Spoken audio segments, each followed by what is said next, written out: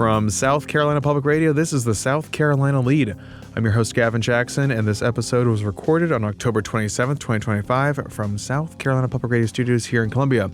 And y'all, thank you for giving me some space with the last episode. You heard my voice on Tuesday's pod, and by Friday, all bets were off. It was going. My voice was too weak, my nose too stuffed. When there's only one set of footprints, AT was carrying this podcast. And I still have a little of this fall cold, but no, we love fall. Remember, no complaining allowed. I'm not going to complain, but I wasn't sick in summertime. I faked it that it was real. But yes, it's better. Thanks for asking. In fact, it's so much better that I'm reading the entire podcast today. Yes, that is a treat, not a trick. On this episode of The Lead, we have some breaking Democratic campaign trail news on the gubernatorial front. We have updates on the state superintendent of education race, as well as the status of three special elections for House seats that are close to being decided. We have the latest on the drama involving leadership at the State Election Commission, and SNAP benefits are about to disappear for more than 500,000 South Carolinians due to the government shutdown.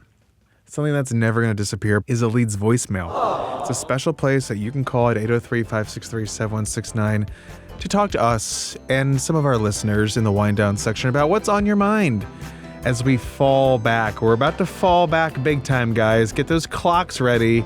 Let us know how you're feeling during the end of daylight saving time. Let us know about DST 803-563-7169.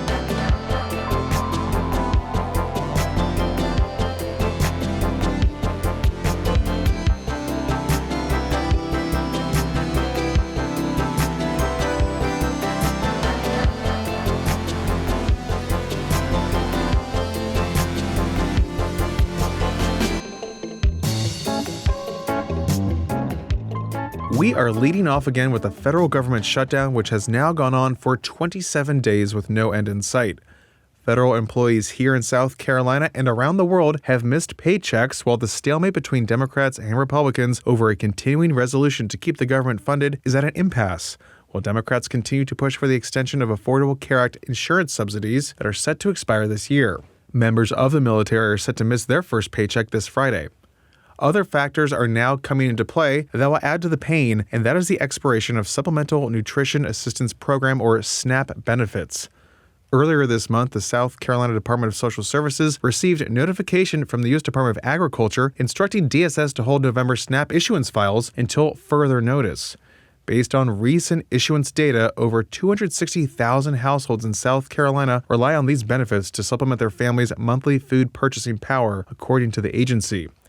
Until the federal government is funded and reopens, DSS will not be able to provide the federally funded benefits to new and ongoing SNAP households until further notice. But money on your SNAP cards is still valid and will still work, according to the agency. Richland Democratic Representative Hamilton Grant has sent Governor Henry McMaster a letter calling for McMaster to declare a state of emergency so that the state can quickly supplement and distribute food supplies to local food banks, school feeding programs, and community organizations. He also wants to see coordination with the National Guard and activate partnerships with DSS. North Charleston Democratic Senator Dion Tedder sent a letter to McMaster calling for a special legislative session to address the shortfall. And again, this affects about 560,000 South Carolinians. Next up, we have breaking campaign trail news. 2026 watch. Yes, that's it. We hit the button. All the noises came out. Democratic Representative Jermaine Johnson of Hopkins is running for governor. He will become the second Democrat in the race when he announces at the State House Tuesday evening. Johnson has been teasing a run since announcing an exploratory committee in late May.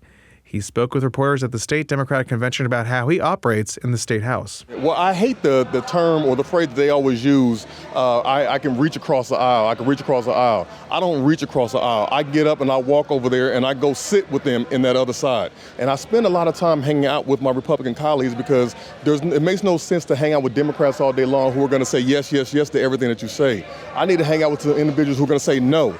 I want to know why you're saying no. So let me figure out what brought you to where you're at to say no, and let's figure out the compromise in the middle that you can live with, that I can live with, and that could be a benefit to everybody that's out here. With his deep and booming voice, Johnson has been an outspoken member of the Democratic House Caucus and has had several viral moments during major debates on legislative issues related to CRT, DEI, and even during the budget debate during his 3 terms in the House representing District 52.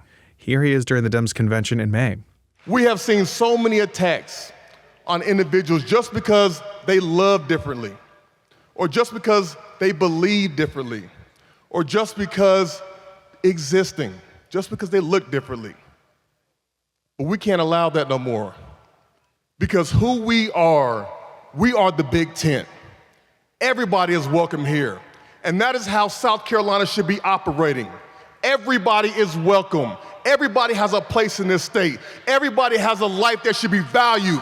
Everybody is important. And we won't allow any of that to go unnoticed. We will do better. We will stand for better. And we will do what has to be done because we're going to be outside. We're going to be knocking those doors. We're going to be wearing the soles out of our shoes. And we are going to knock those doors until our knuckles are bloody. We are going to do what needs to be done in 2026. The other Democrat, Mullins McLeod, declared his candidacy in August. The Charleston trial lawyer, however, faces major challenges following his arrest this spring during an incident his lawyer called a mental health episode. Charleston police dashcam footage of the incident show McLeod incoherently rambling, making accusations, using vulgar words, and threats against state and federal lawmakers, and using a racial slur. The two will square off in June in the Democratic primary to become the nominee for the party, and the winner will face off against whomever wins among the 5 declared Republicans in that race vying for their party's nomination. Now, a benefit Johnson does have is that the Democratic Party isn't actively calling for him to drop out like it did for McLeod. Johnson is a 40-year-old consultant and former professional basketball player who graduated from the College of Charleston in 2008, and he's a married father of 3. He brings a new dimension to the race as Republicans continue to try and differentiate themselves. Now, whoever gets a Democratic nomination faces steep odds in the ruby red Republican state, where in the 2022 election, Governor Henry McMaster soundly trounced former 1st District Democratic Congressman Joe Cunningham by 17 points. It's a trouncing. That's more than double what McMaster won by when he faced Democratic Representative James Smith in 2018. And that itself was a trouncing. So we'll see it in 2026, guys. We'll circle back in the new year. Speaking of Republicans, running for governor, Lieutenant Governor Pamela Evette got a big endorsement from House Majority Leader Davy Hyatt of Pickens last week. Hyatt praised Evette as a strong conservative businesswoman who is committed to making the bold conservative reforms our state needs and has the character, work ethic, and backbone to make change happen. That's what Hyatt said.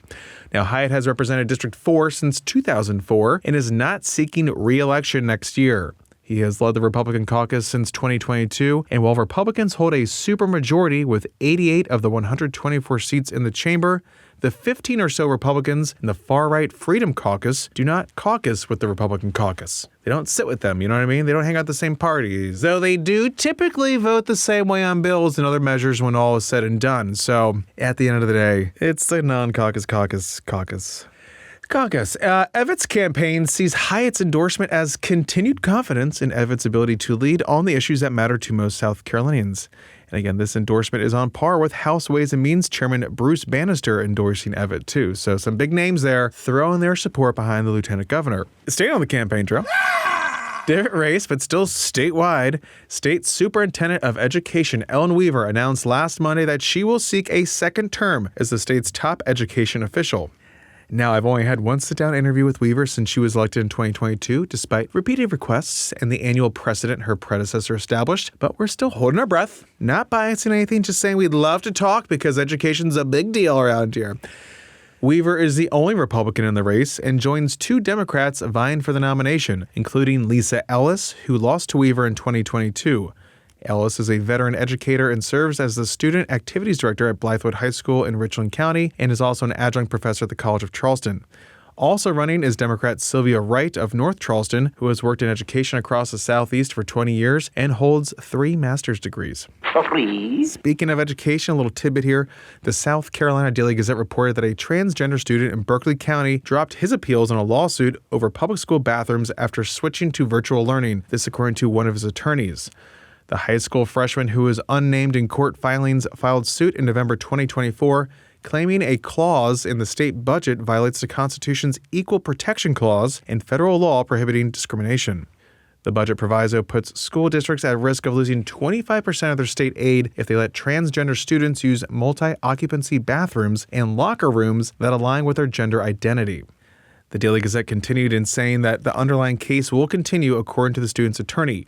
However, the case is on pause until the U.S. Supreme Court hands down a decision in a lawsuit challenging a 2021 West Virginia law that bans transgender students from playing on girls' and women's teams in public K-12 schools and colleges.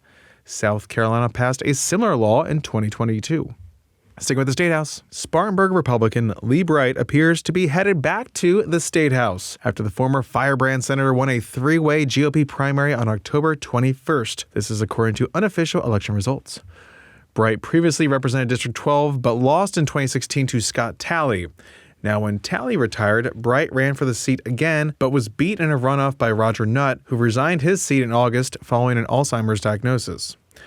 And two GOP-leaning SC House races, one in Greenville County for former Representative Bobby Cox's seat and the other in Lexington County for former Representative R.J. May's seat, are headed to runoffs after candidates failed to win a majority of the vote. The candidates will face off in a November 4th runoff. Cox resigned to run for Nutt's Senate seat, but later announced he wouldn't run for Senate. Republicans Diane Mitchell, a former teacher and former president of the Greenville Republican Women's Club, will run against Steve Nail, dean of the Anderson University's College of Business and Economics, in the runoff. Now, May resigned his seat in August before pleading guilty to 5 counts of distributing child pornography, and he will be sentenced to federal prison in January. Republicans Brian Duncan, a veteran and small business owner who unsuccessfully sought a write-in campaign against May in 2024, will challenge John Lastinger, a pastor, in the November 4th runoff. Whoever wins that Republican primary runoff will face Democrat J. Chuck Hightower, a U.S. Army veteran, in the December 23rd special election. Christmas Eve.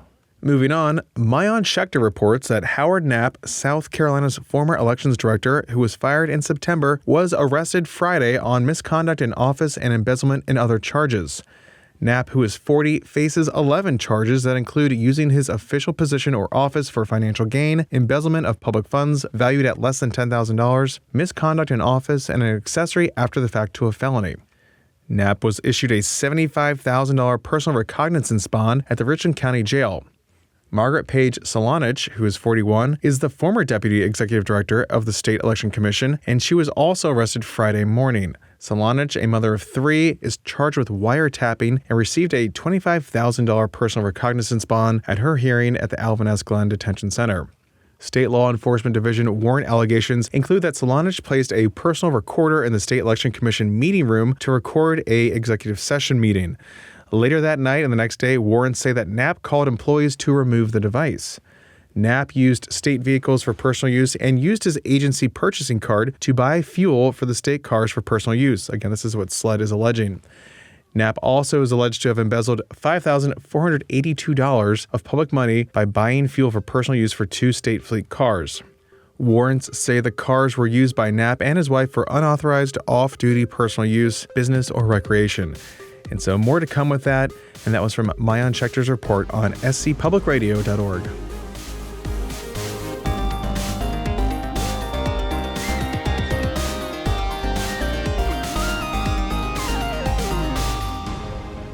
Welcome to the wind down section, our little break from the news. We're glad you're here along with A.T. Shire, lead podcast producer. Gavin, more than anything, I'm glad you're here for this episode number 660. I got to say, if we planned this correctly, we could have had a 666 Halloween episode. Sounds like we're going to have a bit of a satanic Thanksgiving. Yeah, it's going to be scary, that's for sure. It might time out. It's just Thanksgiving. Coincidence. But Gavin, this isn't about us. No, okay? never, no. We have a call, and it's a great old friend of the pod, and someone who earned their nickname many moons ago. Okay, if you are ready, I'll play the voicemail. Yes. Hey guys, it's Teacher Roman here, formerly of Pawleys Island, South Carolina, currently of Sugar Land, Texas. It was great to hear your interview with Senator Lindsey Graham, Gavin. It is so nice to hear a long-format conversation covering a wide range of topics, and pretty cool that you were able to make lemonade out of lemons, considering the government was shut down and most of your other interviews got canceled, which is a real bummer. Sorry that happened to you. But that type of interview is the kind of thing that keeps me coming back to the lead, even though I don't live in South Carolina anymore. This Halloween, my youngest is Rumi from K-pop Demon Hunters. I'll be the magpie, who I believe his name's Susie. We'll leave a bowl of Take Fives outside and hope that no middle school kids take them all in one go. Take Five, I contend, is still the best Halloween candy. If you can find them, they're somewhat rare. Gavin, curious to know more about your D.C. trip. Did you notice anything different since you've been there last? Where did you eat? Where did you drink? Personally, I love the Dubliner in D.C. for drinks and Vermilion in Alexandria. Hope you guys are well. Thank you so much for the good work that you do. Talk to you later.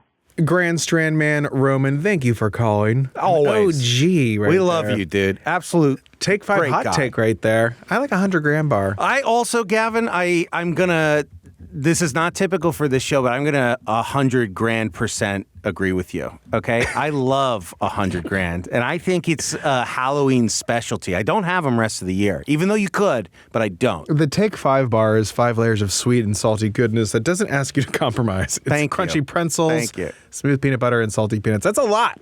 It's fine. But Take 5, brother, Take 5. They were good. Anything with peanut butter is good. Yes. I'm not going to we argue agree. if you think any sort of peanut-based candy is the best. I'm going to be like, I see why you Yeah, like that. it best. works. Yeah, it worked. It worked. Hey, tracks. peanut butter. It tracks. It works. Gavin, he had some other I questions. did, for you. yeah. Roman, I can't get into everywhere I went for operational security purposes. Assassination coordinates. I wanted to go to the Dubliner. We passed it. I was there with my producer, Amy, and we went to this one place kind of near K Street. We were staying in the Chinatown Convention Center area, so we had a lot of great stuff in walking distance. And this one place called Truluck's, Truluck.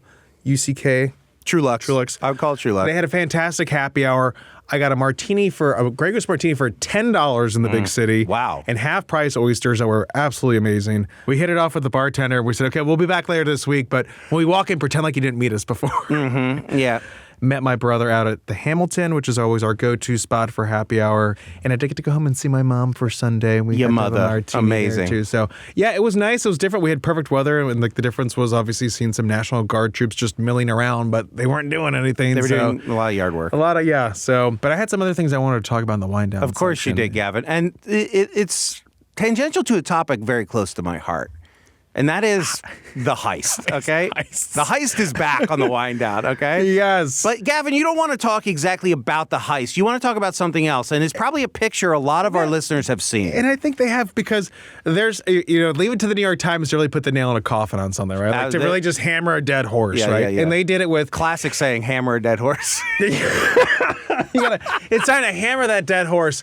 But New York Times hammering a dead horse here with, is this dapper man going to crack the Louvre heist case? It's a picture outside of the Louvre. And you guys have maybe seen with this dapper looking man with his fedora. You see cops, and then you see the most well-dressed gentleman. I'm closing my eyes because I see him in my head. Yes. He's got, is it like Burberry inside his jacket? Close to it. You know what I mean? And then like a hat, a matching vest, and his whole outfit. Like, it is crazy. He looks like central casting for a gumshoe, you know? I mean, all you have to do is just Google dapper Louvre guy, and it's everywhere. Please search him and then listen to the rest of this. So here we are, the New York Times doing a whole think piece on this. They make it lame like no one else can, beating that dead horse with a hammer.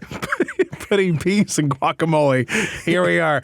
But it made me think about the memes, how everyone's like, oh, well, the European mind could never handle this American How thing. American a thing is, like Margaritaville or something like that. Oh, the European mind could never understand this. It's like, 30% obesity and all these other issues. They could never understand this. And then now, like, here we are. The American mind clearly cannot handle the dapper Frenchman. This is we just assume he's French, but a run-of-the-mill Frenchman. And it's so, you are right in that it's so European. Like, it's so deeply European. This is not how Americans dress. No. He's not wearing cut-off anything. What 1940s detective is an actual French police detective. He's not. But they should allow him. He should be like Hercule Poirot, but like Poirot. Poirot. Yeah. But Oh, that little funny man. But to illustrate the point, like the Times did talk to the AP photographer. It's a real photo. There's a lot of speculation. Is this AI? No, guys. It's just called good photojournalism. AI could never create such a good picture. Like, unless you, yeah, like it's just so well stylized that it could only have happened coincidentally. To their credit, in this think piece, they quoted this woman, Melissa Chen, who's a tech executive based in London, who wrote on X, "Never gonna crack it with a detective who wears an actual fedora unironically. To solve it, we need an unshaven, overweight, washed-out detective who's in the middle of divorce, a functioning alcoholic who the rest of the department hates." That's modern, okay? And that is Slow Horses. Gavin's just turning this to the Slow Horses pod. Yeah. No, but that's true. I mean, what is it? Department Q? Have you watched that on Netflix? No. That guy, he's a British detective. His life is unraveling. Of course. He lives with his stepson because his mom like bailed on them both. Yeah. And like he doesn't want to be back on the street, but the case is too juicy. He's got to solve it, you know? Real Detective season 26. Oh, God. No, I will say my only qualm with the dapper detective is that he's wearing a tie clip. Is that bad? Well, it's okay, but he's wearing it so high up. He's also wearing a vest, so this tie clip is visible above his vest. It's like right up here, like near his second button, which I would never. And also, so maybe it is AI. His bottom button of his vest is buttoned, so. You know, you can't be perfect. He looks so good. If you told me he was going to some stage performance, I would believe you. That. You know, I would believe that believe he's it. the detective in charge. I believe that. I believe that he's the director of the Let him news. solve it. Just let him go. Honestly, he looks Scotland Yardy, you know? If that man, I mean, he'd force a confession out of anybody. Oh, one look. My gosh. One look. And that is the power of fashion, folks. Thank you, folks. And that's why Gavin is on the council with Meg. I'm wearing a jacket in the studio right now. I'm trying to be so fashionable. I'm a third alternate. I don't think I'll ever be there. We need the outside opinion. Of course, yeah. I'll never. Sometimes we get qualify. two in our heads, and we just need someone that's gonna tell us just put the Crocs on. It's not fair. It's not fair at all. But anyway, Gavin, life isn't fair. So well, on that note, why don't you just go ahead, hit the outro, please? Yeah, let's get that ennui going. Thank you, Teacher Roman, Grandstand Man, for calling. You can be like our friend there and give us a shout out at 803-563-7169. We'll talk more in the future for sure. Glad that you're having fun in Texas. Say hi to my brother for me, please. And you can always leave us a review on Apple Podcasts or wherever you find podcasts. And you can also text us at 803-563-7169 if you don't want to call. That's okay. It's safe to do that as well. And you can stay up to date with the latest news on SCETV.org and SouthCarolinaPublicRadio.org. And don't forget to support your local newspapers. The South Carolina Lede is a production of South Carolina Public Radio. Our producer is A.T. Shire. Amy Crouch is our supervising producer. Sean Birch is our executive producer. This podcast is produced with support from PRX and is made possible in part by a grant from the John S. and James L. Knight Foundation, as well as listener contributions to the ETV Endowment of South Carolina. For the South Carolina Lede, I'm Gavin Jackson. Be well, South Carolina. And I'm gonna have to start watching. Is that on Ted Lasso. Ted Lasso. Is that on Apple TV? Yes. Oh God, I'm gonna come and be like, ATU. You did that. Gotta watch it. You gotta watch Ted. You would love Ted Lasso. If you did that, I'd be so disappointed in you. I know. I would honestly always do it just like, I'd be like, you would love it. I know what you think. I know what you think. Dude, it's not what you think. It's not what you think.